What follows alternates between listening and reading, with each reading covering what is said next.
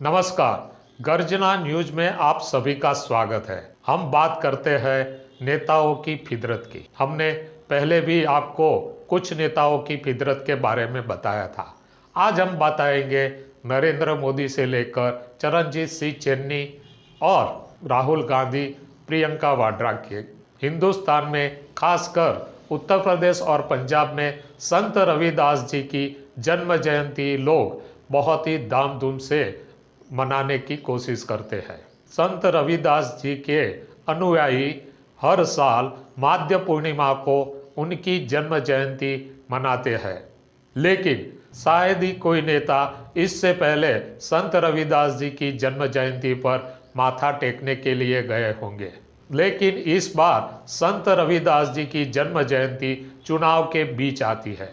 जब चुनाव कमीशन ने चुनाव की तारीख डिक्लेयर की, तब भी पंजाब और उत्तर प्रदेश में सभी दलों ने कहा आप चुनाव की तारीखों में फेरबदल कीजिए, क्योंकि 16 फरवरी को संत रविदास जी की जन्म जयंती आती है और पंजाब से भी लोग 13 और 14 फरवरी को उत्तर प्रदेश के बनारस में लोग रविदास जी की जन्म जयंती मनाने के लिए जाते हैं। उस समय रेलवे मंत्रालय भी स्पेशल ट्रेन की व्यवस्था करते हैं, जिसके कारण संत रविदास जी के अनुयायी बनारस पहुंच सके।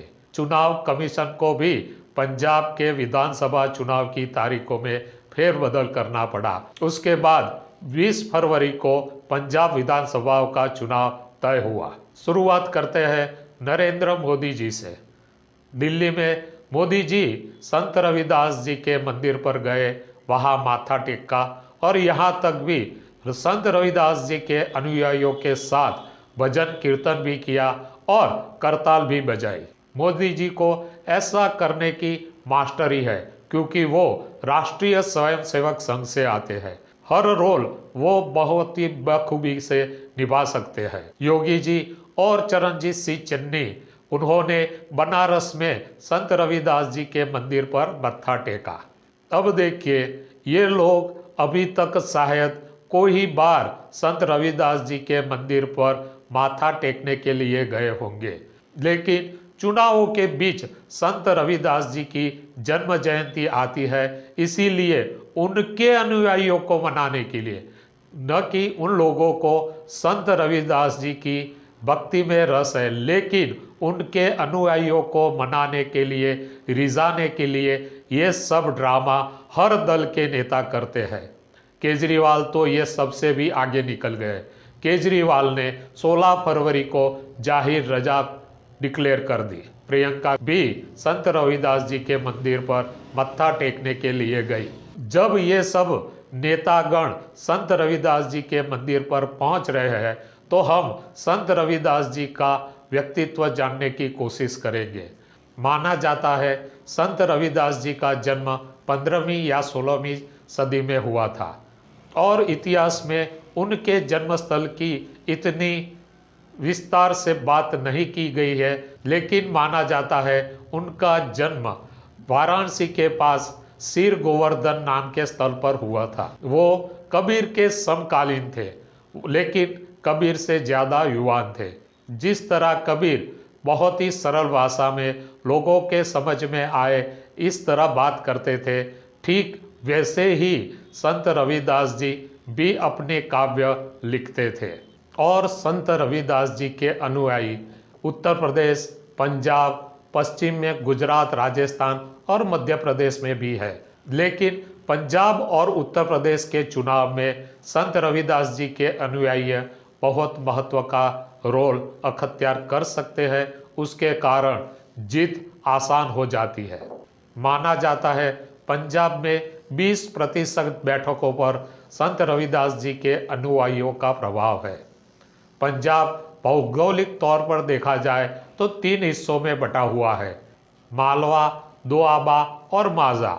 मालवा सबसे बड़ा हिस्सा है। पंजाब के 23 जिलों में से 14 जिले मालवा विस्तार में है और दोआबा और माझा दोनों में मिलकर 9 जिले हैं। पंजाब विधानसभा की 117 बैठकों में से 69 बैठक मालवा विस्तार में है, दोआबा में 23 बैठकें हैं और माझा में 25 बैठकें हैं। मतलब मालवा सबसे बड़ा विस्तार है। जो दल मालवा में अच्छा प्रदर्शन करेगा वही दल पंजाब पर राज करेगा। संत रविदास के अनुयायियों में माना जाता है अनुसूचित जनजाति के लोग ज्यादा है और पंजाब विधानसभा में 35% मतदार दलित है, ऐसा माना जाता है।